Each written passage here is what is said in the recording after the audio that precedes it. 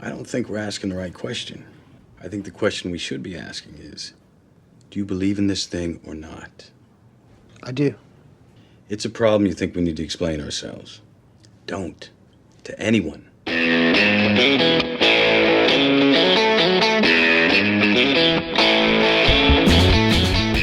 Hello and welcome once again to the Cine-Files, where each week we enter the world of a great film, we explore its themes, the history, the filmmaking, and the influence it has on us today.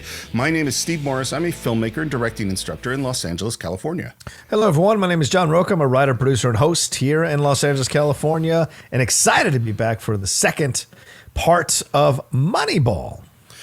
It's so funny because one of the things that happens when we do two-parters is I have more time to think. And so I'm really glad because I got to think a lot more about this movie. And there's just a lot of really, really interesting ideas, including something we talked about at the very beginning that we must remember to address at the end. Okay. Is this a sports movie? Yeah, all right. That's the fine. thing. We definitely have to have that conversation because I actually think it's a complicated answer. Okay. But where we left off, the A's, John, were not doing well. Oh, it looks bad. They were deep in the cellar, and Pete and Billy Beane are having a meeting, and Peter asks him, why don't you travel with the team? I can't develop personal relationships with these guys. I gotta be able to trade them, send them down, sometimes cut them. Is this true? Do you think that's why he doesn't travel with the team? There's a deep amount of superstition on his side of things. So when you ask if something is true or not, I don't know. But it sounds true.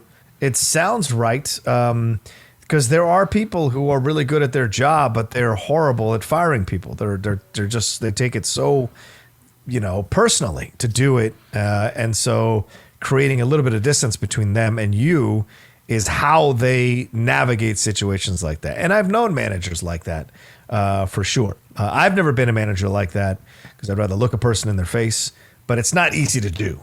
So it makes sense. Let me ask you this question a different way. Sure. Do you see Billy Beane as a person that is worried about other people's feelings or has stress about firing people? It's tough to negotiate that. I think actually he is in certain situations.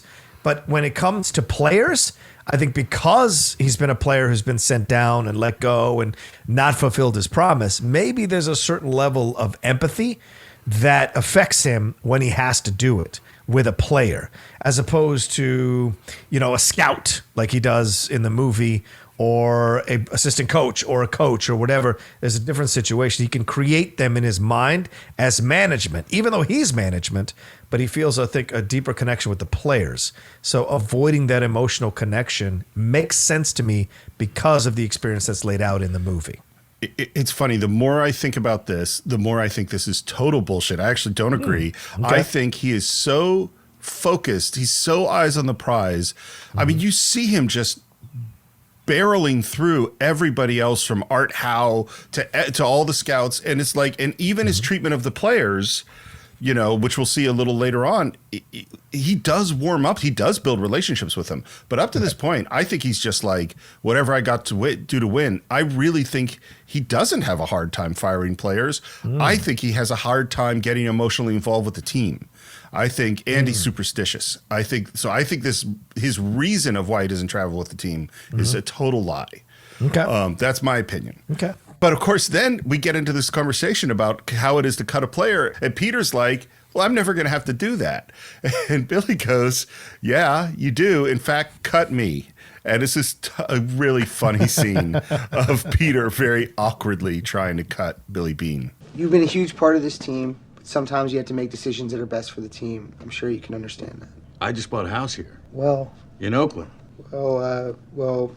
That's all you got to say? My kid just started a new school. They made friends. I have nipples, Greg. Can you milk me? It just feels very similar to that scene when I was watching it this time around. Yeah, totally. But what I love is that at the end, Billy's like, look, these are professionals. Just be straight with them. No fluff, just facts. Pete, I gotta let you go. Jack's office will handle the details. That's it?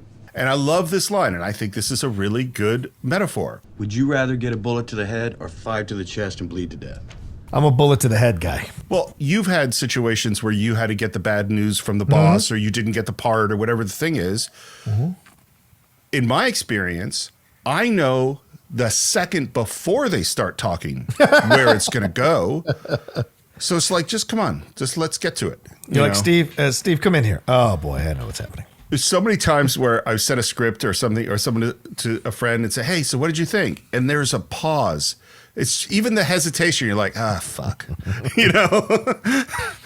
Well, Exactly. Get that, yeah. It's a funny situation. It's like, let's just move it on. Let's move it on. You know what? You didn't like it. Let's move on. And he sends Peter off on the plane, and he ends up sitting next to David Justice. Oh, great scene. And what's so funny, he asked that exact question, like, why doesn't he travel with the team? And Peter says, well, he doesn't like to mingle with the players. Is that supposed to make us easier to cut? I love David Justice's character as portrayed in this film. And then we go right to, how come soda is $1 in the clubhouse? Which, once again, David Justice said never happened. That was never the case, but it was done for the movie. Also, I do want to take something back I said in the first part after doing a little bit more research. Apparently, those allegations were turned back later on. The allegations that he had domestic violence against Halle Berry. I want to be fair to Mr. Justice, and apparently those allegations were kind of taken back over the last few years by Halle Berry in terms of in a couple of tweets that David Justice claimed was her way of absolving him. So perhaps nothing happened. Perhaps something did happen. Either way, I want to be fair to present the other side of this as well. So before we go forward, I just wanted to clarify that. Can I just take a moment to say how much I respect the fact that you, not only did a little extra research to make sure what you said is right, and then came on to give a retraction. Wow. Like, that is the truly honorable, but most people don't do that shit. Yeah, I don't get that. There's nothing wrong with admitting that we've all been wrong about something. I don't get why people have a hard time admitting that they're wrong about something. We've always all been wrong. No one's fucking perfect, Well, and most people don't even check. They just, I heard a thing and I repeat it, and you and I have microphones and you repeat shit on the microphone. And we're claiming to be experts on this stuff. So when someone here, I heard it on the Cine-Files, must be true. Must be true. So good on you, sir, for doing that. Very much. Billy picks up his daughter at the airport. That's a very cute scene. And then we cut to, man, it is bad with the A's. Yeah. I love the sign, the solo person in the stands holding a sign that says, we're still proud of you. It's a real hurtful sign. It is. That's meant in a loving way. Especially because it's only talking to the players, I'm sure, and not to management. Of course not. The fact of the matter is, this is not about statistics. This is a game about people. Art Howe is not the problem. It's a big failure. The problem is up in the general manager's office with Billy Bean. And of course, when they start to win, they're going to say the opposite thing. Of course. It sounds like Billy Bean is real close to getting fired. Mm-hmm. But this is the game, right? When you're a general manager, you got to take all the hits if you're putting the team together. That's the game. This is why you get paid the big bucks, to take the abuse as well sometimes from the fans. You know what? I said we were going to readdress this issue at the end of the podcast. Actually, I'm going to say my opinion now. Because I actually think when it is a sports movie, it is totally a sports movie. Okay. But I think it's largely a business product movie. It's like Tucker, A Man in His Dream. It's like The Founder. It's the person with the radical idea, and all of this whole industry is against that, is conspiring against that idea. Mm-hmm. You know what I mean? Mm-hmm. That's a lot, because it's funny because that's what Billy is, but the team is in a sports movie. You know what I mean? No, I hear what you're saying, and I totally respect. I think it's all. I think I can't separate. So to me, it's all connected, which is why I think it's a sports movie, because everything he's doing is to win. So the ultimate goal here is to win a World Series. He lays it out from the beginning. I want to get to here, right? He puts that up in the air, his hand, saying, I want to get to here. The Yankees are here. We're here. I want to get to here. I want to win a World Series. So everything he's doing, even though he's being radical and making these incredible decisions that can cause fury amongst the scouts and amongst the fans, he's doing them all in the pursuit to win a World Series. So to me, that makes it a sports movie. And we get to know the guys and the manager and everybody involved, and that turns it into that. I mean, I get your point. I just feel like I can't divorce it. In my opinion. And there are certain things where there is a right and a wrong, and this is not one of them. This is definitely just an opinion. But there's another point we'll get to in a minute that we'll kind of readdress it. Okay. He has Pete and Billy have a meeting with the big boss, with the owner, Right. And they confidently stand by the plan. I believe the record doesn't accurately reflect the strength of this team and where we're going to be at the end of the season. He does not look as confident as he did in the first meeting when he was like, you got to work within the parameters of what we have. This time around, he's more like, are you sure? Our goal and our expectation is by mid-July to be within 7 games of first. That would be this working. That keeps us in the hunt. To me, it's like, I know you got your statistical whatever. That seems like a lot of a prediction. Predicting the turnaround in the team seems very difficult to predict. Oh, I would imagine so, yeah. Yeah. And what's great is you go right from Billy confidently saying, we're 100% committed, we 100% believe it, to his head in his hands. And then we cut where there's a game playing, and then we cut to a hallway and a TV flying out of Billy Bean's office. Yeah. So clearly, he's struggling with his decisions as well. Yeah. You know what just occurred to me? Yeah. You know, one of our producers on this movie is Scott Rudin. Yes. A man well known as a guy who throws stuff. Maybe this is a little Rudin action. That's fair. Well, and it's also, we find Billy Bean to be a charmingly lovable dick. You know what I mean? Yeah. Like, working for him might not have felt that way. Mm-hmm. Yeah. Because you're just with a boss that throws things and hits things and is condescending, and he's just a dick. You know? The charming, lovable thing, it does not exist. Another really, really sweet scene with the daughter. She's eating ice cream. They're eating whipped cream, and she's worried about him. Yeah. Because it's all over the internet that he could get fired. Everything's fine. Really, you don't have to worry. But if you lose your job, will you have to move away? Honey, I'm not going to lose my job. What I find so interesting about this conversation with his daughter is, in fact, it is exactly the scenario that he used when he was play acting with Pete and the idea of getting fired. Mm-hmm. He's the guy with the daughter who might need to move away. He was really talking about himself. Yep, exactly. Yep. We're back. Billy's shaving in his office, and he gets the word from Pete that Pena is still playing. Mm-hmm. And he says, okay. And he stands up, and he tosses that desk. Because he doesn't want to be pushed to this moment, but he's going to do it. And he's going to make a decision here. Because clearly Art Howe doesn't respect, at least in the confines of this movie, right? Right. I don't know real Art Howe. None of us were there. But like in the confines of this movie, Art Howe doesn't respect him enough to stick to the plan because he wants to put his own fingerprints on the team. Let me ask you a question. Yeah. We've done a lot of movies at this point that are based on true stories. Mm-hmm. And in general, you and I always try to, at least to some degree, point out when the movies diverge from the reality. Yeah. Whether it's Gladiator or Braveheart or Lawrence of Arabia or whatever it is. Do you think there's a higher responsibility when doing a movie about people that are still alive than there is about doing a movie about things that happened 500 years ago? Well, you're talking in generalities. It would depend, right? Like if I'm doing a slavery movie, I want to be very clear that I'm authentic as hell about what I'm depicting and what I'm putting on screen. If I'm doing a Roman movie, not so much. Because it's Rome, like Gladiator. I mean, really, that emperor did not die in the arena, and that emperor was considered one of the best emperors Rome ever had. So it's like you look at the situation and what works for the story, how accurate you need to be. So I think it's a case by case basis. But a situation like this, where people are still alive, this part of being in the public eye is that you kind of surrender the rights to your story to a degree to anyone who can make a movie and get it produced. You can sue them. You can push back. Art House, by the way, I didn't find any research where Art House sued them for the depiction. I didn't see anything about that. Right. And he just went on numerous shows and pointed it out. So that's what you got to ask yourself. What is the response? And to me, it's like, well, if you're telling the general point of the story and you're getting the overall fact of what happened correct, then the other stuff you can play around with in the margins.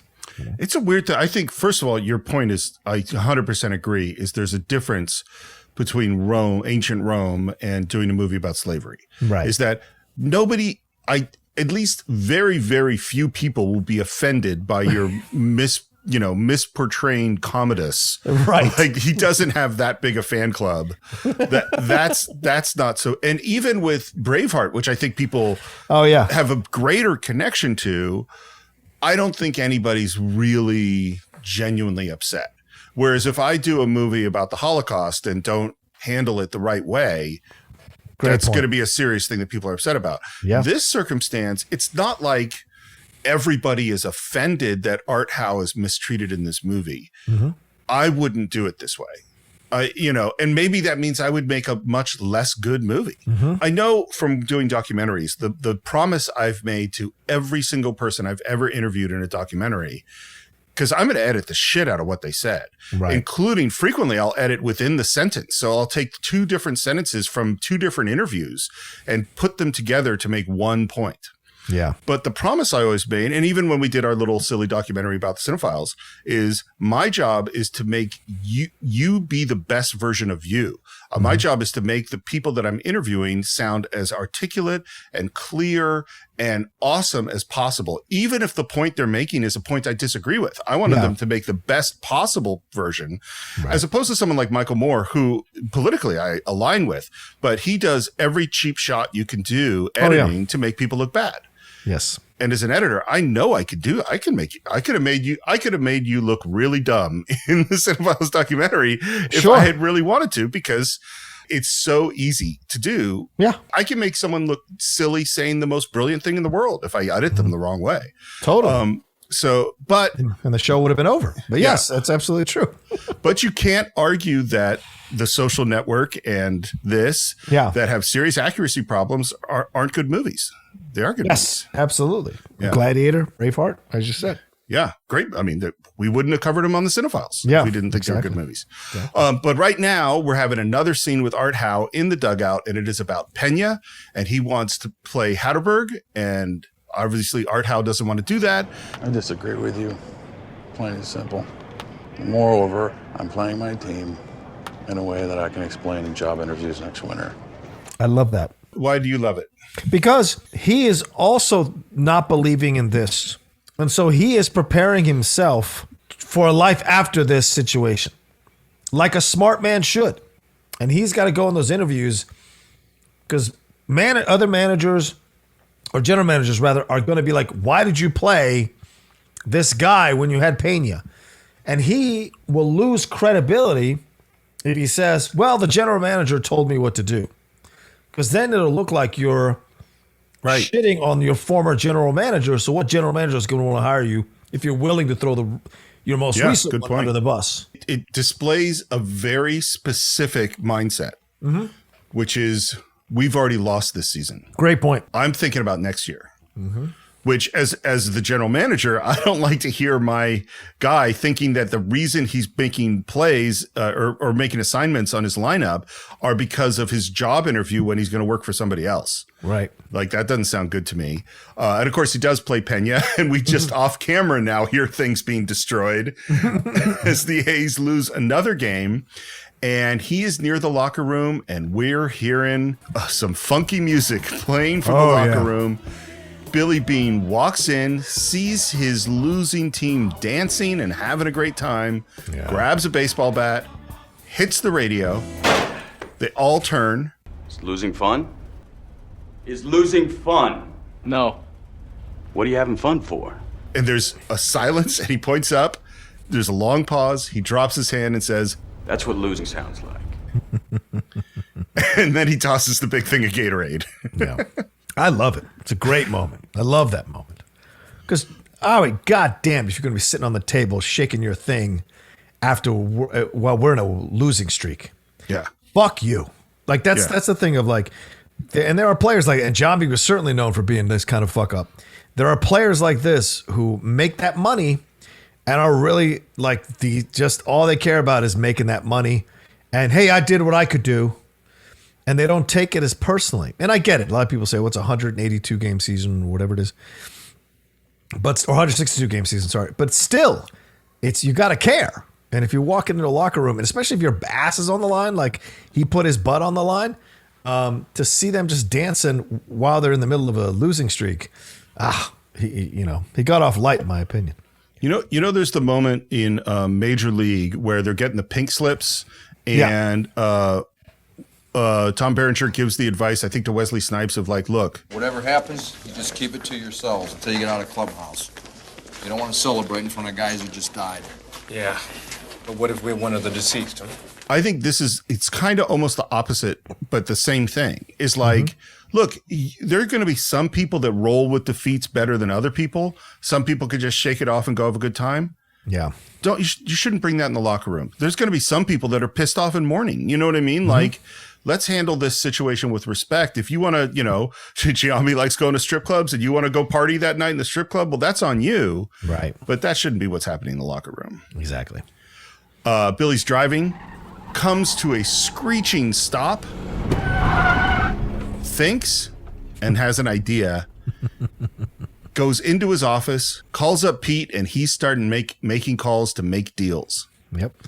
But by the way, this whole deal making thing is so great in the book. And I wish I could tell you everything he does, but there are so many calls of dangling this player to this team, making that team think this one's available. So they start making a deal with this other team. And then he backs out of this deal and makes a double deal with that. I mean, it's like, it is the most brilliant, genius stuff. And this is like a little slice of it. And the first thing he's doing is trading Giambi. And Peter is against it. Doesn't like that idea. Yeah. And then he says, Pena's going to. And Peter's response is, I really don't think you should do that. These are hard moves to explain to people. Why is that a problem, Pete? I love this. Me too. Me too. And what's so interesting is Peter is saying, don't make emotional decisions. Because he's like, you're making these decisions because you're angry, which of course he is angry. But he's not making this decision for an emotional reason. Dave, Pena's going on the block. You're my first call. Because he's making the rest of the team look bad. And what's so funny is Pete is telling him why he shouldn't trade Pena by saying, he's going to be rookie of the year, probably an all-star. And he's using that to up the sales price with the guy he's talking about. He is an all-star. Yeah. Pena is an all-star. And if you dump him and this Hatterberg thing doesn't work out the way that we want it to, this is the kind of decision that gets you fired. And then he says, and this is the key. I don't think we're asking the right question. I think the question we should be asking is, do you believe in this thing or not? I do. It's a problem you think we need to explain ourselves. Don't. To anyone. And this is in companion to what I said on the first part. Are you committed to this thing or not? Right? And when Billy Beane walks back into that room with Jonah Hill after he's fired, the scout, he sits down with him and he's like, you and me, baby, you and me. And this is the continuation of this. He's testing Peter to a degree by saying to him, hey, you help me make this happen. And he's worried about keeping the job. And it's like, if you play safe, you're not going to get to where you need to get to. And we're not going to turn this situation around if you play it safe. And if you worry about what other people think. This is something people say all the time. If you worry about what other people think, you're never going to make it. You're never going to get to where you want to go to because people will always talk you out of every decision you're going to make. So you got to, at some point, trust your own gut, your own compass, for better or worse. And Billy Beane does that. And there's a certain level of respect for that you have to have because it worked out. By the same token, there are probably plenty of other people, Stephen, you and I both know this, plenty of other people who followed their gut and didn't succeed. You just never know, but you got to take that chance. I frankly put myself into the category of followed my gut and didn't succeed. You know, I mean, I've done a lot of things that I did on my own. It didn't unfortunately work out the way I wanted it to. I know we've had this conversation before, but I can't actually remember the answer. Did you ever read Ayn Rand, Fountainhead and those things? Yeah. Way back when. So I have read them many times. I think they're problematic books in many, many ways, and many of her ideas are absolutely crazy. I have a whole lot to say on that topic that I'm going to entirely avoid. But the Fountainhead is one of the things of the Fountainhead is don't care what people think. Do the work because you think the work is the right work. And this is why I read those books many times, is there are lessons in them that I really, really like. They're taken to extreme levels that I think are stupid.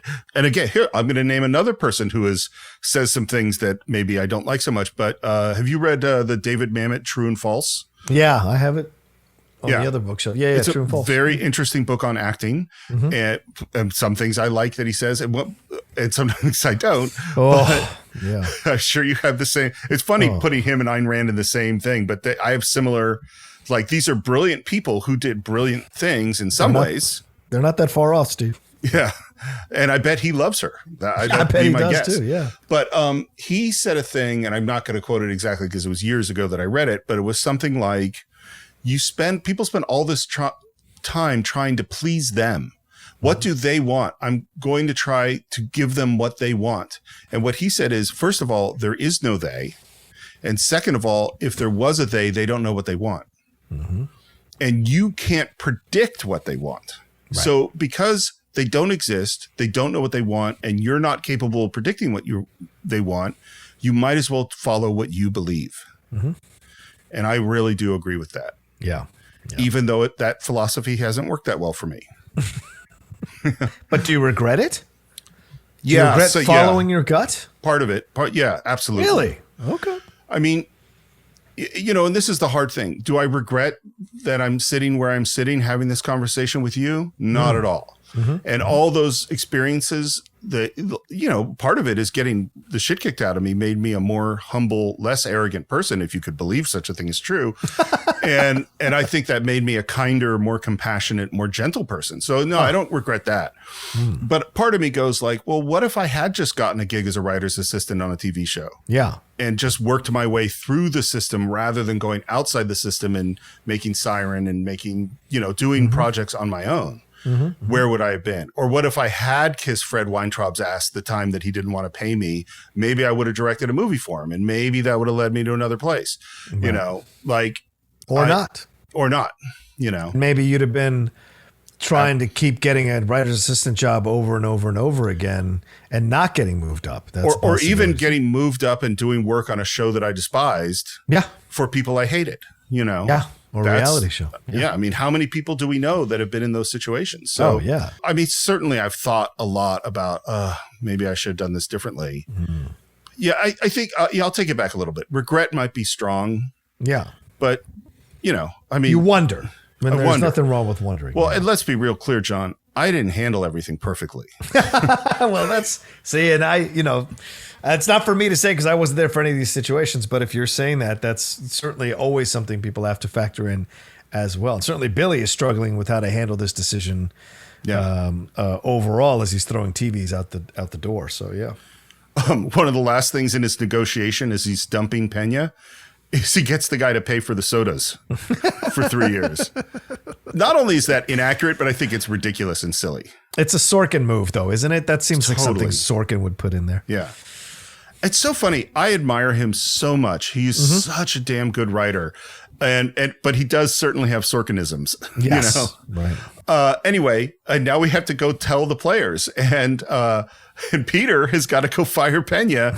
And I think the scene is great. Yeah. Because we had the setup scene, we're totally wondering, how is Peter going to handle it? Is he going to do it the way Billy said? Right. And what's the response going to be? We're in the office. He does exactly what Billy told him to do. Carlos, you've been traded to the Tigers. This is Jay Palmer's number. He's the traveling secretary for the team. He's expecting your call. We'll take care of everything. And now there is a really, really long pause where we have no idea where this is going to go. And he looks at the paper, and there's a long pause, and then he says, "Okay." It's the business. It's a professional handling the business, It's a great scene. Yeah, it is. And then, and I think this is, again, he's not a nice guy. He goes in to tell Art he can't start Pena. He cockily goes in there, yeah. Because he knows Art's going to do the same argument and thinks that he can win, which he does. Yeah, I don't want to go 15 rounds, Billy.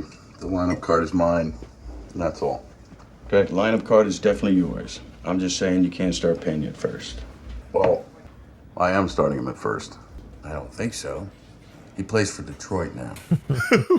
What a dick. Yeah. Kind of. But I mean, he feels he can be a dick in this situation because he thinks Art Howe's being a dick too. So he feels like he has a right to do that.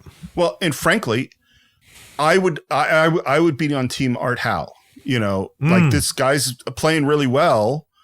He's an all-star, and you're going to trade him in order to put an untried first baseman on first. Right. Art's argument makes perfect sense. You're killing this team. Brad gives the Captain America line. I can do this all day long. And it's the same year. Oh, you're right. It's the same year that Captain America: The First Avenger came out, 2011. So I wonder. Hey, you agree with this? 100%. Is that the truth? No, but I don't think so. That's what he's going to tell Art Howe. Yep. And now he goes into the locker room, and we are going to get the Billy Bean inspirational locker room talk. Like you think about Hoosiers, you think about, Miracle, you think about Newt Rockney, like they're all the great locker room talks. And he says, awkwardly, I think, You may not look like a winning team, but you are one. and then there's a pause where he seems totally at a loss for words. And he says, so, and he makes a weird, lame punch. And he says, Play like one tonight. and that's the speech. And I'll tell you what I was thinking as I was watching this. It's like, compare this to Tyler Durden. Oh, yeah. Great point. You know? Yeah. I think there's no question that Brad Pitt is an unbelievably charismatic person. Mm-hmm. His ability to turn off his charisma in this scene is an amazing sign of a great actor. Yes. And now we see something that it's not in the book, and is the montage of Peter and Billy Bean basically coaching the team. He should be throwing 100 pitches before the 5th inning. I want to knock that starter out and eat deep into their bullpen. I want you taking at bats off the 10th and 11th pitcher by the end of the series. Like suddenly Billy, who's been removing himself from the team, I don't want to travel with the team, I'm not in the locker room, I'm not going to the game. He is one-on-one talking to these players. Yeah. And he's sitting there with Peter, and they are telling them, this is the way you need to play. This is what you need to do. This is how you need to get on base. And so it's an interesting, the way Bennett Miller and his editor did these next couple of scenes are very interesting, Steve, because you're either with Billy Bean or you're not with Billy Bean. So if you're with Billy Bean after he makes these moves for Pena and John B and whatever, then him sitting in with the players and teaching them what they want, what to do and what the plan is and getting them to buy in, that's a cool moment. But if you're with Art Howe after Billy Bean pulls the shit he pulls, then this looks like treason. He's essentially undercutting his manager by teaching these players how to play their particular statistics-driven type of baseball. And this may not vibe with what the manager wants to do overall. Well, and this is why the argument of the GM is really the manager. And, Art Howe just basically disappears at this point in the movie. Yeah, you're right. And I think that's totally unfair. They certainly were having these conversations with players about strike zones and which pitches to take and how. And one of the interesting things they talk about is we want you to take a lot of pitches, whether you're fouling them off or taking balls, because we want to wear down the pitchers.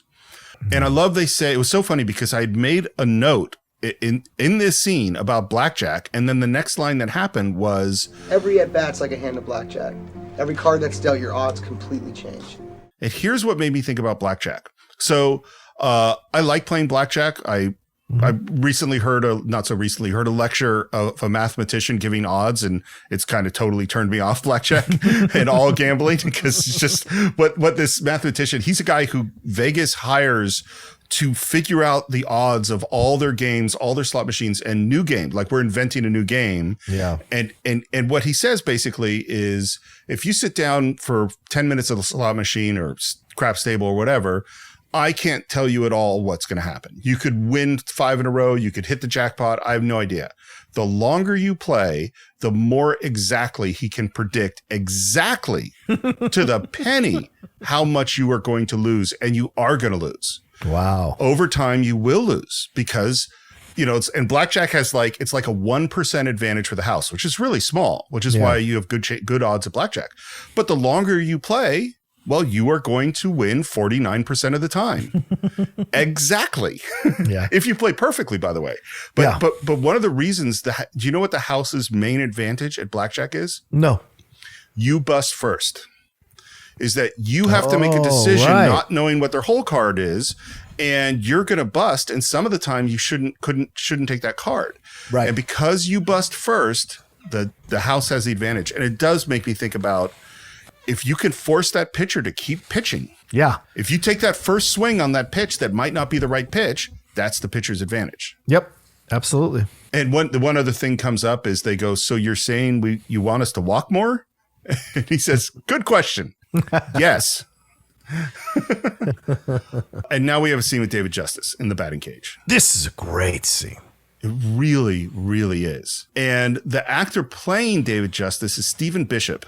Okay. And he played ball. He was drafted by the Braves. And that's all the director knew about him when they cast him. He didn't know that there is a connection between Stephen Bishop and David Justice. Oh.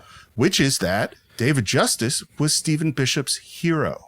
Oh, wow. He was a little kid growing up in the Bay Area. Yeah. And as a kid, he loved David Justice. The Braves are playing the Giants, and he managed to sneak in somehow to get FaceTime with David Justice, and he introduced himself as like a 12-year-old. Mm-hmm. Wow. People who watched him play said he looked like David Justice, like played like David Justice. He tried to play like David Justice, and he gets drafted by the Braves. Mm-hmm. And so at spring training, he gets to meet David Justice. David Justice takes him under his wing. They spend a lot of time together because this is the end of Justice's career and the beginning of Bishop's career. And David Justice said he couldn't think of anyone better to play him in a movie. Isn't that cool? That is cool. That's great. I love this whole scene. Mm-hmm. He's kind of sees through Billy Beane. He says, of course, he's a veteran. I know your routine. It's patter, but it's for them. All right? That shit ain't for me. Oh, you're special. You're paying me $7 million a year, man, so yeah, maybe I am, a little bit. And then this line, which is really crushing. No, man, I ain't paying you $7. Yankees are paying half your salary. That's what the New York Yankees think of you. They're paying you $3.5 million to play against them. It's a beautiful line because Justice was kind of swaggering towards Beane. Beane is a general manager. It may be nice that you're making the money that you're making, but Beane pulls the strings. And they took a chance. Beane brought him in. Remember, he's the one that pitched David Justice to them. And all the scouts were like, hell no, he's way past his prime, blah, blah, blah. And he's the one that fought to have him on the team. So for David Justice to bring his ego out and try to a big time him, Billy Beane had to cut him down to size, and it humbled him. That's for damn sure. And he is right about playing against him because the A's and the Yankees are in the AL together. Yeah. Yeah. Well, but I love too is that what it sets up is let's just be straight with each other. Yeah. Right. David, you're 37. How about you and I be honest about what each of us want out of this? I want to milk the last ounce of baseball you got in you, and you want to stay in the show. And I love this line too. Now, I'm not paying you for the player you used to be. I'm paying you for the player you are right now.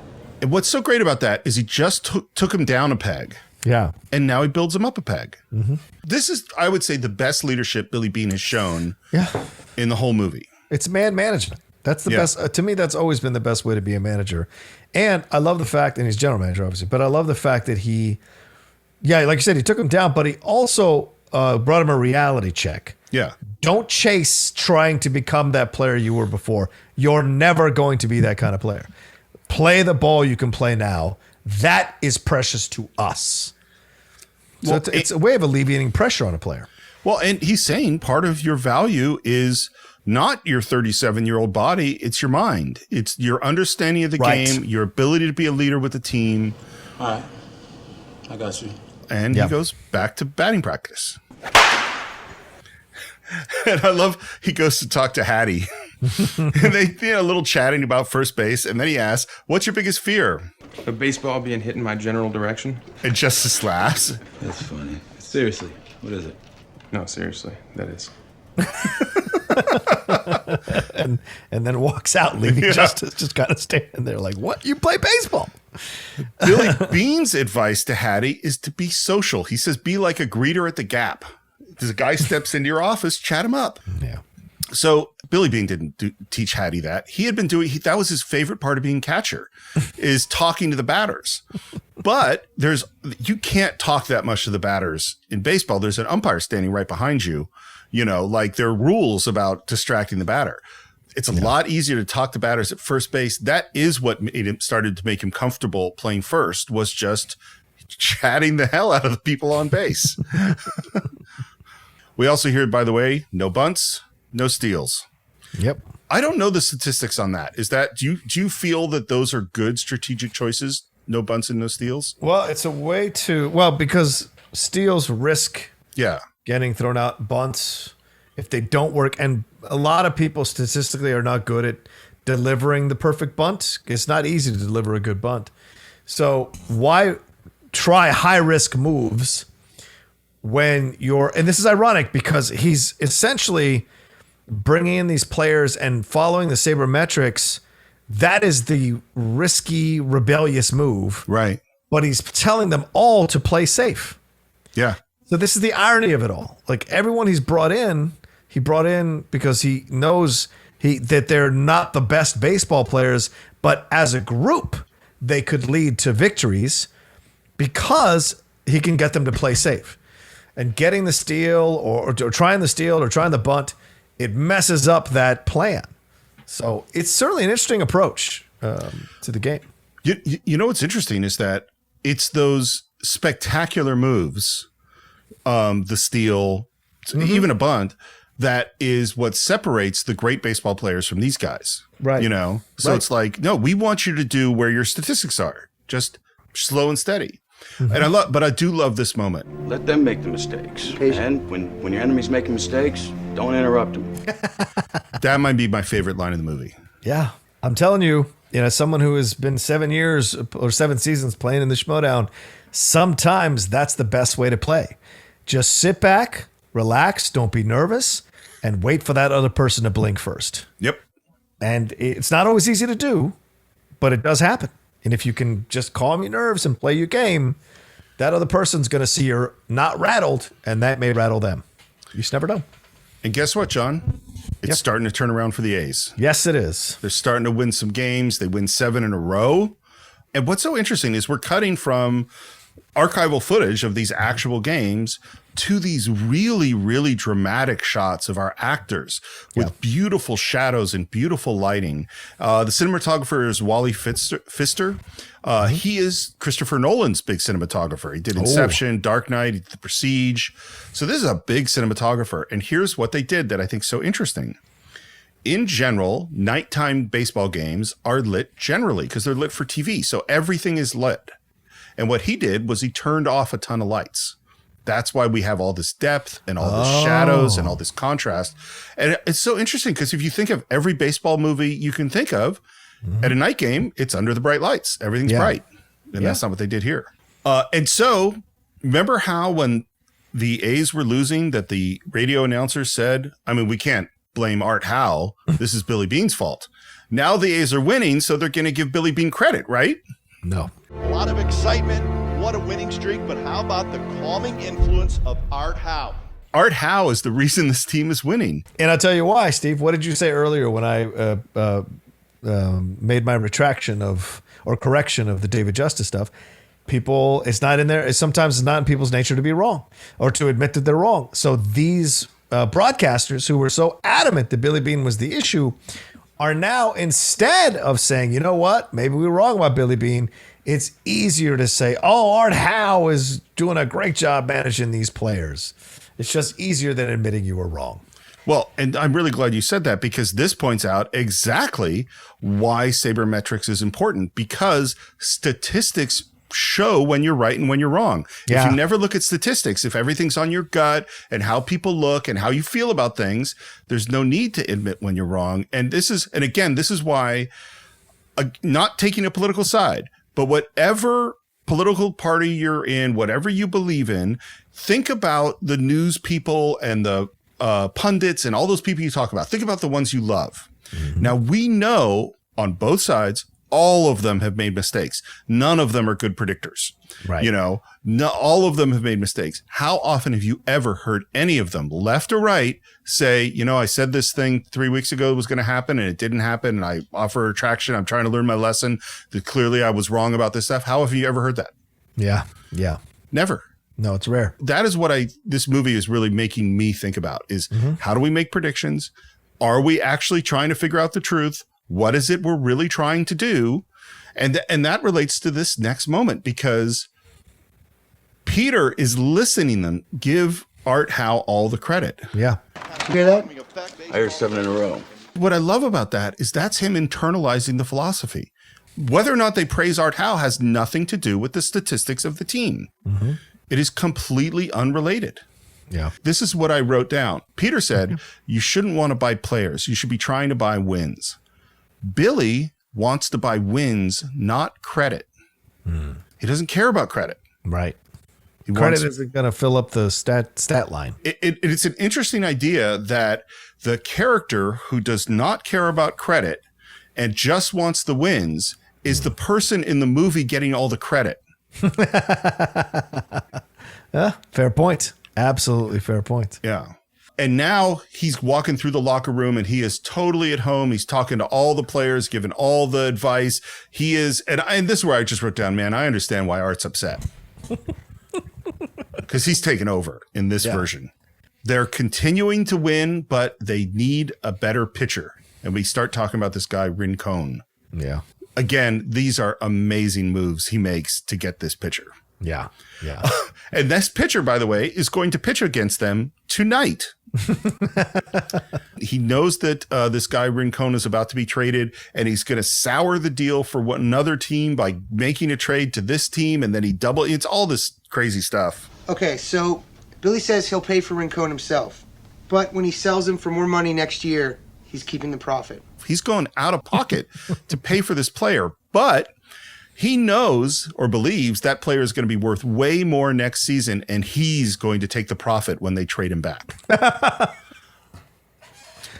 Do you know if that's actually what happened? I don't know if that's what happened, but I don't doubt it. How about that? That's what I would say. Because I wonder if Billy made money off this deal. Listen, I don't want Rincon pitching against me tonight. Tell him to change his clothes and send him over. I got you the money. That's kind of amazing. Smart man.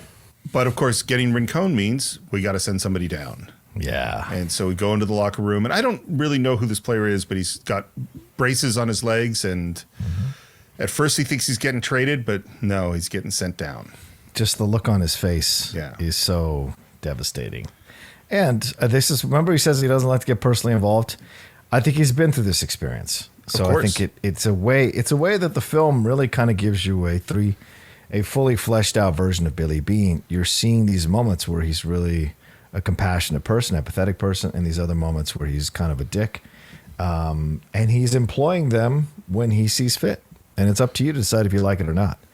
But I think it's fantastic. And the A's are also fantastic because they are now won 12 in a row. They've won 14 in a row. We see good plays from Hattie. We see good plays throughout. We see our pitcher, our submariner pitching. We see Dave Justice hitting. And we start to hear that this is starting to look like some kind of record. First, it's the longest streak in 25 years. And now it's 16 in a row. And then they say, and I just think this is an amazing statistic, that the 1927 Yankees with Murderers Row with Ruth and Gehrig, their best streak ever was 9 games. Yeah. Yeah. And we hear that the all-time record is 20 games. And that's what we start talking about. 19 in a row!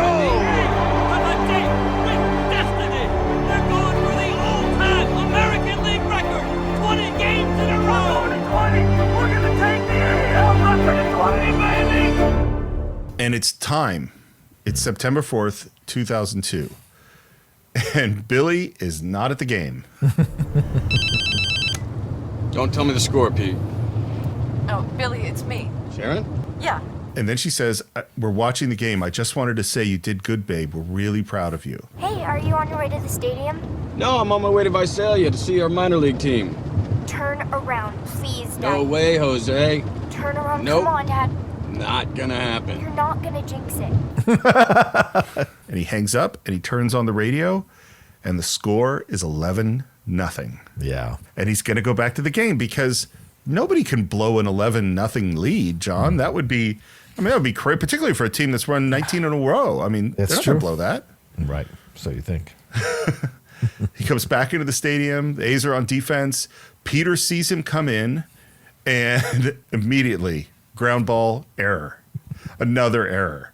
Now it's 11-2. The music is somber. I mean, the guy, can you imagine thinking you're a jinx and then walking in and seeing this happen? He's a cooler. Yeah. I like that movie, The Cooler, by the way. Oh, yeah. Good stuff. I saw that when I was, I saw that at Sundance. And he walks out, and now it's 11-3, and we see David Justice bobble a ball, and Billy is watching from like the weight room on a small TV, and it's 11-6, and we call Bradford to the mound. He doesn't pitch well. By the way, in the book, he's having a total crisis of confidence. Oh, wow. Yeah, at this moment, he's like literally, and I'm sure you've had these kind of crazy thoughts of like, how do I do this? Yeah. You know? How do I? Oh my God. Yes. One of the things they said that was interesting is that he started as a regular pitcher. He's throwing at a kind of high angle, and then he's sidearm, and then it's getting below sidearm, and it's getting lower. And every time he kind of has a reversal, he lowers his arm further. And at this point, his knuckles are literally scraping on the mound. Wow. When he pitches. And he sort of goes like, I'm not pitching well. I can't go any lower. And he starts to get wild. He starts to walk people. He just completely falls apart at this point in the season. It happens. And what they start intercutting to is young Billy Beane. Yeah. Yep. And his amazing amount of promise and him failing. Mm-hmm. I think that is a brilliant choice to intercut that with the team starting to lose it. Yeah. And now we see the score on the scoreboard go from 9 to 11. The game has been tied up. I can't imagine what's going through Billy Beane's head in the locker room at this moment. Oh, I can. I knew I should have stayed on the road. Why did I let them talk me into changing my pattern, my rhythm? And now, look, we're going to lose, and it's going to be my fault, and I'll have to overcome this too. I'll tell you exactly what he's thinking. And at this moment, the flashback is to young Billy Beane saying he wants to become a scout. You want to give up baseball to become a scout? I'm not a baseball player. That's an amazing moment. Yeah, I will say this. I had that, we've talked about this, Steve, and maybe I mentioned on the show, but I had that moment a few years ago when I went to go see myself in a movie. Oh, and, yeah. Right? Halfway through the movie, I left because I was terrible. I told my friend who was there with me, Mindy Robinson, I was like, I'm going to go. She's in the movie with me. I said, I'm going to go get something from the bar. I got up, went out the door, called an Uber, and took an Uber home. And I've never acted on camera in a film or TV show since. And I knew, I'm not an actor. As much as I think I'm good at what I do, I'm not that to the level that I want to be at, and I never will be. And so you walk away from it because it's just not your calling as you thought it was. I know that was a profound moment in your life. And, you asked me about regretting things, and, you got Outlaw Nation, and, you've carved this path for yourself. Yeah. But I don't know if you remember, in the last episode on Moneyball, I said as a director, when Art Howe was talking about whether he could judge players, I said as a director, I could judge actors. Yeah. You're a really good actor. Oh, no. I'm not saying that you're fucking De Niro or anything. No, I'm not. It's like the David Justice conversation. I think that you have a great ability to play a range of parts.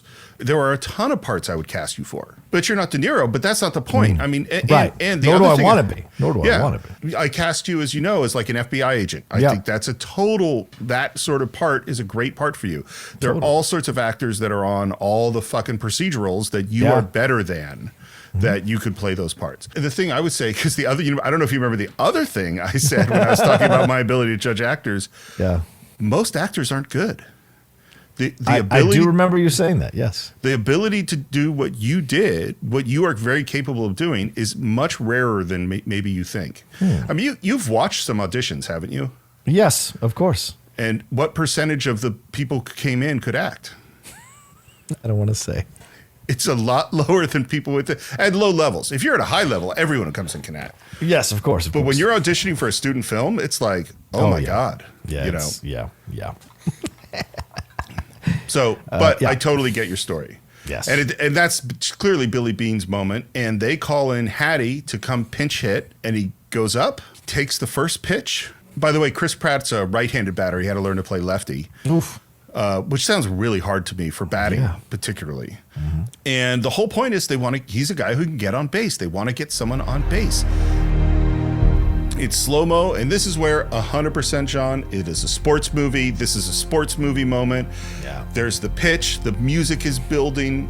Peter is watching. Billy has his head in his hands looking down, and he hits the ball. And I love that they pull all the sound out except for the sound of the ball hitting the bat. And Billy looks up, and Art looks up. And man, if Hattie didn't hit the ball out of the park.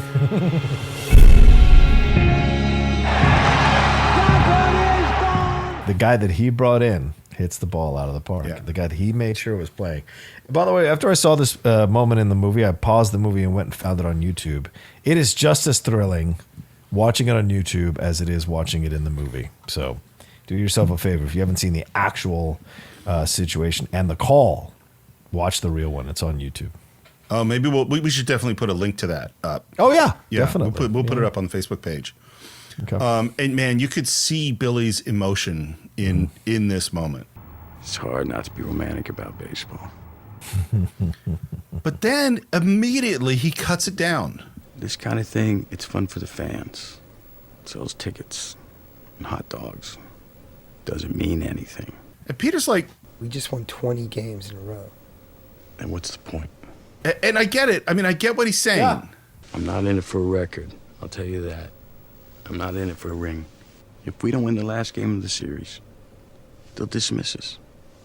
Any other team wins the World Series, good for them. But if we win, on our budget with this team, we'll change the game.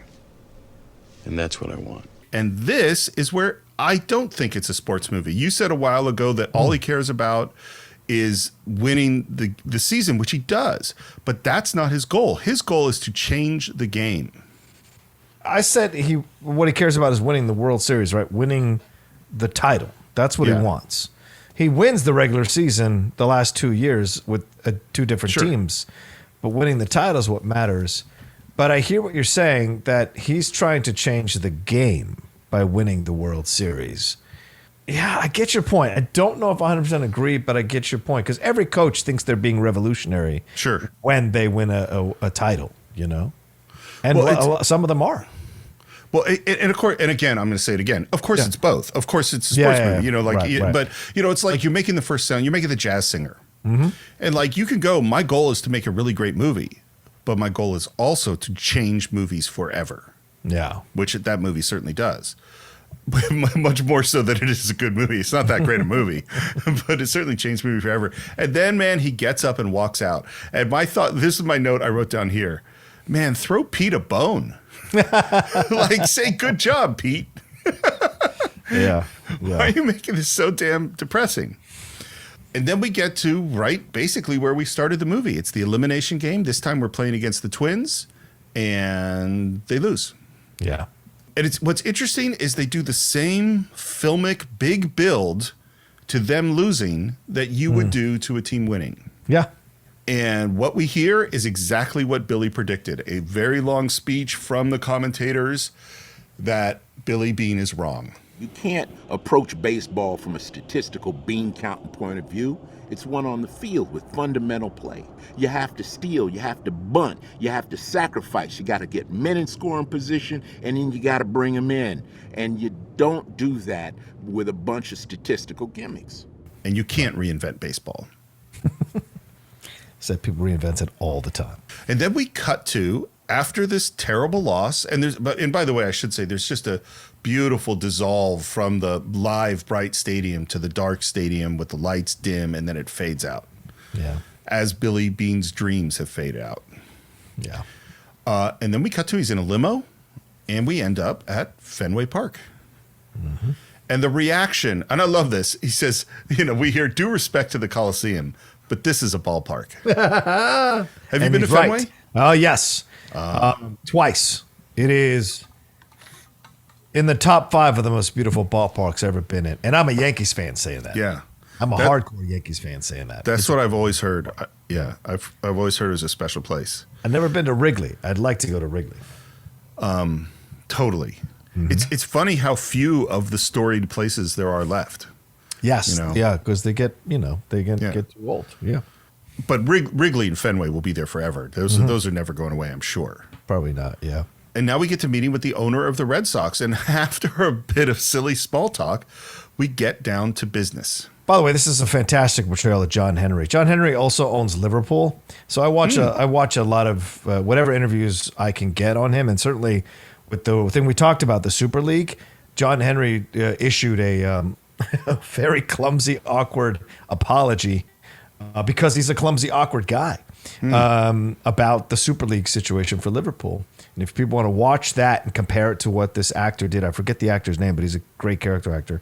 What he did doing John Henry, it's almost spot on. You won the exact same number of games that the Yankees won, but the Yankees spent $1.4 million per win, and you paid $260,000.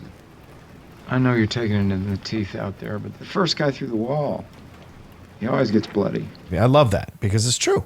It's always that nobody remembers you remember the first person, like Curt Flood. How many people talk about Curt Flood? And he's the guy that created free agency in baseball. Hardly anyone ever talks about it. Only the baseball heads really talk about it. But most of the mainstream sports media or most mainstream sports fans don't know who Curt Flood is, don't know how he changed the game, don't know how he, as a black man, struggled and fought and pushed for his worth and to be able to choose what team he could play for, to give agency to the players. But people hardly ever talk about it, and so because he was the first one through the wall. It'd be a really interesting documentary series to talk about the people who changed the world whose names we don't know. You know what I mean? Because there are a bunch of them, or even things like, obviously we know the name Nikola Tesla, but like people like that who are like not the one you think of, Right. but actually did some of the most important stuff. Well, there's that young woman who actually was the first one who didn't want to sit in the back of the bus before Rosa Parks. But it's Rosa Parks who gets all the credit. But there was a woman who did that before Rosa Parks. Literally, I think it was weeks before Rosa Parks did it. And I think in the same city. But check me on that, check the facts on that. And so it's just like, it's all timing. It's all who grabs the story and what catches on. You just never know. This is threatening, not just a way of doing business, but in their minds it's threatening the game. But really what it's threatening is their livelihood. It's threatening their jobs. And every time that happens, whether it's a government or a way of doing business or whatever it is, the people who are holding the reins, they go batshit crazy. It's true. 100% true. Look at the cryptocurrency thing over the last year, Steve. People are going insane about it. And now that it's crashing, the people who were going insane about it are like, see, I told you so. But then when it bounces back up, what are they going to say then? It's nuts. As we said many times, they're not going to say anything because people don't admit that they're wrong. That's good. They'll just ignore their mistake and they won't learn from their mistakes. Anybody who's not tearing their team down right now and rebuilding it using your model, they're dinosaurs. They'll be sitting on their ass on the sofa in October watching the Boston Red Sox win the World Series.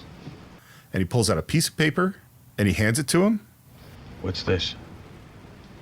I want you to be my general manager. That's my offer. I love these moments. It's in so many movies where he looks and then he looks again. And we don't know what that number is, but we know that's going to be a pretty good number. It's a big number. How's Boston? Impressive. Did Henry make you a good offer at least? And then he hands him the paper.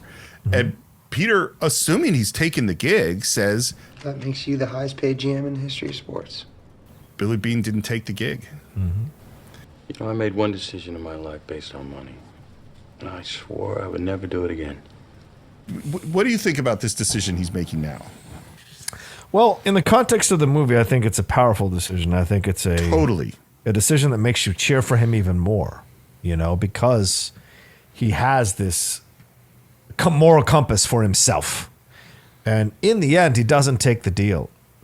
But I also think because he thinks, I don't want to do it under their system of the wealth that they have and the richness they have, and then Bill James, I'll get lost in the mix. I think a certain part of his ego wants to do it with a small team in Oakland with the budget they've got. There's a certain kind of accomplishment that he feels that will satisfy his ego, for lack of a better term. I don't mean that in a bad way, more than doing it with a group of people in Boston. And they did win the World Series 2 years later, you know? I think this is a very bizarre kind of stubbornness on his part. I think what you said is totally right. Dramatically for the movie, it's awesome, and obviously, this is what happened. Yeah. I think that he is making as foolish an emotional decision as I think he's doing exactly the things that he's arguing against. I don't think Billy Beane has any particular loyalty to the A's. Yeah. You know? You don't think so? Oh, I think so. I'll disagree with that. I think he wants to win. Mm-hmm. I don't see him as like... But he wants to win his way. Absolutely. That's what I mean. That's what I mean. He stays with the A's. But if he could win his way for Boston for more money... It wouldn't work. Why? The goal is to do it on the smaller budget. Okay, that's a good point. Right. Anybody can do it. Like the Yankees have been doing that for years, winning it with the higher budget. And I know that as a Yankees fan. But like he wants to do it with the restraints. It's the harder job to do. It's the more noble way to win in his mind. And look, he's still at that place. He's still in Oakland. So he must have had some kind of loyalty to that team to be doing it for so long. Well, there's also the difference between the movie Billy Beane and the actual Billy Beane. Well, of course. The actual Billy Beane might love Oakland and love the players and love the office. Like I never see this Billy Beane particularly loving the A's, you know. It's an interesting moment. I'd actually love to hear what Billy Beane, the real Billy Beane, says about making this decision. But let's listen to him now. I'm just joking. Listen, if I can find a quote, I will cut it in. I promise you. Perfect. Hey, everyone. Sorry. I couldn't find it. Pete, we lost. It's only been a few days. You got to give yourself some time to get over it. Man, I don't get over these things. Ever. Come with me to the video room. I want to show you something. And he shows him this, I guess it's AA or AAA ball, the Visalia Oaks, 240-pound catcher, scared to make the turn to run from first to second because this is a big dude. This guy's going to start him off with a fastball. Jeremy's going to take him to deep center. And he's going to do something he's never, ever done before, which is try to run to second. And Jeremy, this big 240-pound catcher, falls flat on his face. Mm-hmm.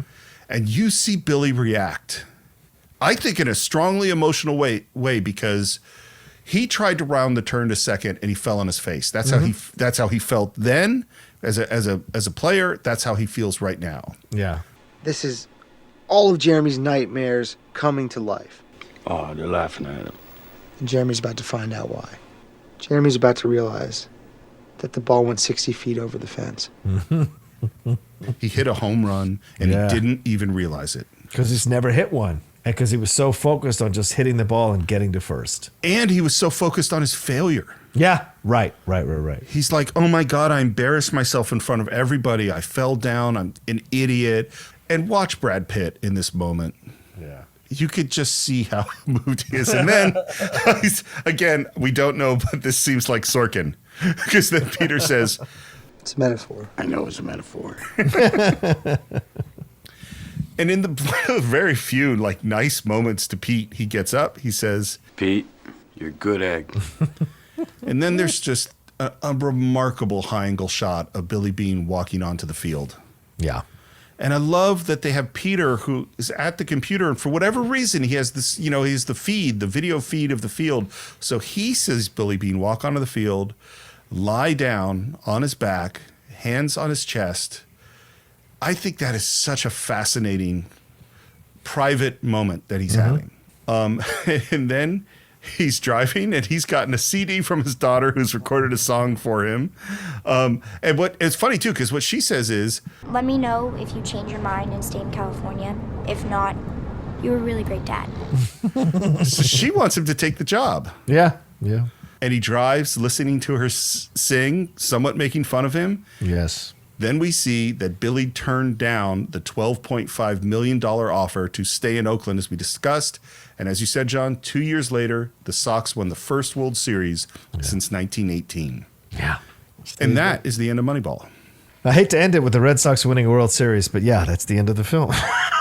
How did you feel watching the Red Sox win the World Series? How can I say this correctly? My best friend Maurice has been a Red Sox fan, and I've been a Yankees fan since we were in high school. That's how long we've had these battles. And it used to be fun to poke fun at him when the Red Sox would inevitably blow it whenever the pressure was too high. The Aaron Boone home run, Pedro Martinez being in the game too long, all those moments where they came close to beating the older brother. And then that AL series happened where we were up 3-0 and they came back and beat us 4-3 and then went on to win the World Series. It soured me because I used to quietly like, well, if we're not in it against them, then sure, they should win it because it's a historic ball club. Yeah. But when they beat us the way they beat us in that ALDS, I think it was, I understood what the word rivalry meant for another team other than the Dallas Cowboys for the first time ever. Because I hate everything Dallas does. I just hate Dallas to pieces. But I hated the Red Sox. Like I started to hate the Red Sox and all. So I was not happy about it when they won the World Series. No offense to any Red Sox fans who are listening, and you probably get super joy hearing me be unhappy about it as a Yankees fan. But because they had to embarrass us the way they did, which is poetic for them, to be honest with you. That was the sweeter. I think that was the very, very tasty icing on the cake to beat us after we were up on them 3-0 in a series. So, but yeah, I didn't feel great about it. Let's just put it there. Well, this is why sports are sports, because you have an emotional involvement with that team. Yeah. So the reception, it made $75.6 million at the box office, $110 million worldwide. It's got a 94% rating on Rotten Tomatoes. It got 6 nominations for Best Picture, Best Actor, Best Supporting Actor for Jonah Hill, Best Adapted Screenplay, that's for Steve Zalian and Aaron Sorkin, Sound Mixing and Editing. It didn't win anything. Brad Pitt lost to Jean Dujardin because this is the year of the artist. Bullshit. And Such bullshit. I've never seen The Artist. You're saying I shouldn't bother? I don't. It's like Life is Beautiful. It was of its time, but it does not hold up now in retrospect. Right. And Christopher Plummer beat Jonah Hill for Beginners. We talked about Art Howe quite a bit. Here is a quote from Art Howe. It is very disappointing to know that you spent 7 years in an organization and gave your heart and soul to it and helped them go to the postseason your last 3 years and win over 100 games in your last 2 seasons. And this is the way, evidently, your boss feels about you. And Hatterberg loved Art Howe. Yes. And then in Ron Washington, who we saw later on, remember how I told you that he went to manage the Texas Rangers and managed them to a World Series appearance? Art Howe was his bench coach for the last year he was the manager of that team. He brought Art Howe in to talk to the players, be on the bench, settle them down, blah, blah, blah. So, baseball, there are lifers and they always take care of each other, the coaches. They always do. It just occurred to me in a weird way is like Art Howe is the Marion Davies of this movie. It's Citizen Kane just being, with the Susan Alexander character being so terrible to the real life Marion Davies, who everyone says was an awesome, lovely, wonderful person. Yes. And Art Howe gets not quite that treatment, but it's also really his name. Yeah. I will give my final thoughts first. Sure. The first thing is, I really like the movie. I really think that the Billy Bean character is probably one of the least likable protagonists that I really like a lot. to put it that way. If I think about his behavior, he's just an asshole, beginning to end, top to bottom, other than with his daughter. But maybe because Brad Pitt is so charismatic, but I really like him in the movie. And this is the other thing I think. I think this idea of understanding what your goal actually is and looking at the real data, real statistics on what it takes to get there, and learning from the mistakes when you make it, just like in science, I make a prediction, my prediction is wrong, I adjust the experiment. I think that is something we need to do much, much more, not just in sports, in business, in politics, in everywhere. Look at what we said was going to happen, see if it happened, and then adjust the numbers. And look at one of the things, by the way, that is really hard to find sometimes is actually good statistics. One of the big examples being, we've had all of these issues about policing and what is working and what is not. Police departments generally don't share their statistics nationally. So it's really hard to find out. Like, for instance, there are a lot of people that believe that the good guy with the gun is really valuable and that they're going to stop a lot of crime. It's actually very hard to find statistics on whether or not that's true. Conservatives believe it is true, liberals believe it's not true, and none of us actually are going on numbers. We're going on what our guts say, just like in Moneyball. And that's where I go, like, this is the big lesson for me, except sometimes people do matter.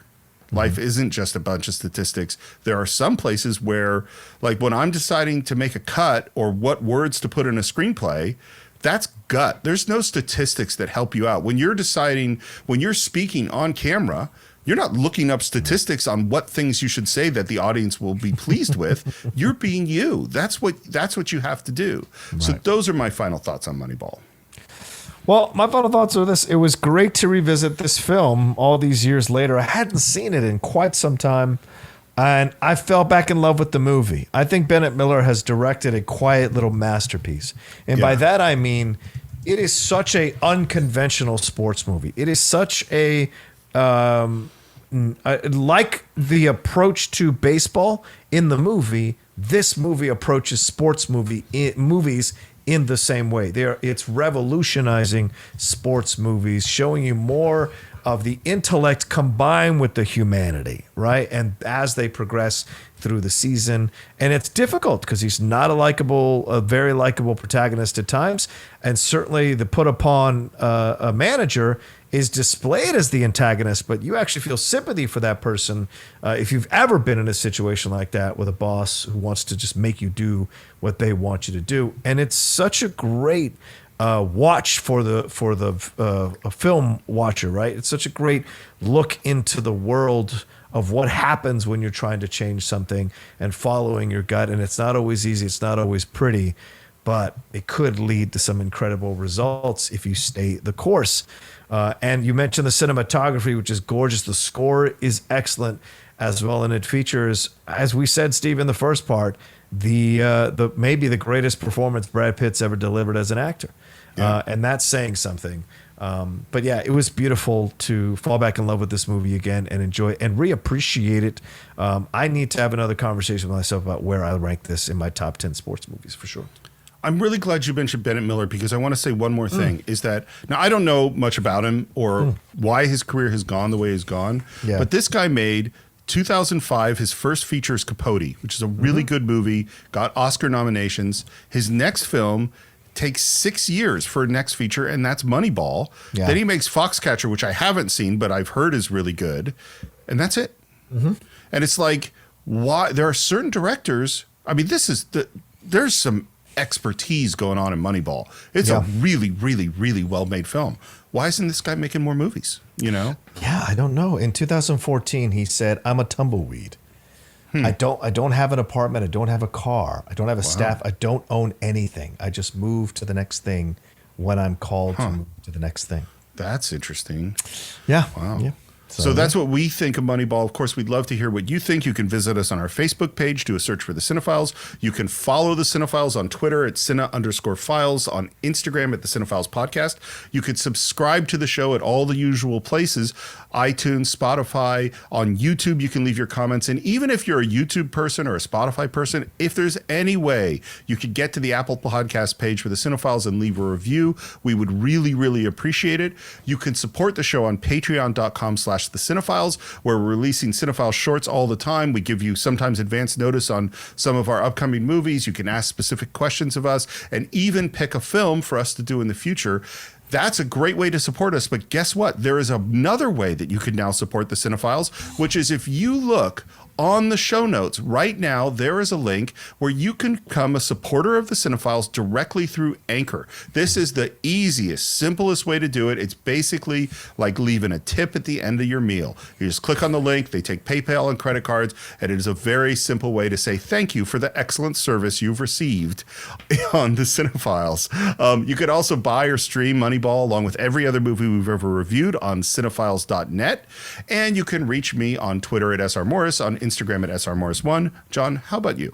You can always find me at The Roca Says on Twitter and on Instagram. And of course, if you'd like to head on over to my YouTube channel, I'd love it. YouTube.com/John Roca Says. Some new things going on there, some changes, some programming changes that are going to be happening starting June 1st. So maybe some things that'll excite you and interest you. It's going to be more of a film-based, entertainment-based channel. Going to be less of the live shows and more of the pre-produced content. And you will have an opportunity to suggest some movies to revisit, some shows to talk about, and stuff of that nature. So a lot of changes coming. Come aboard and have fun with us over there. And I think that is it for this week. We will see you next time with another great film on the Cine-Files.